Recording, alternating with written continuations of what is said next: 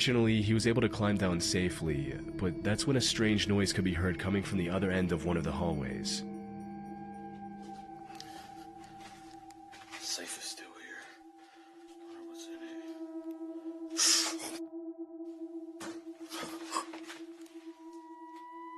it. As Chris explores one of the rooms, a strange howl can be heard in the distance, and as he raises his camera, you can clearly see a shadow moving behind the door at the far end of the room.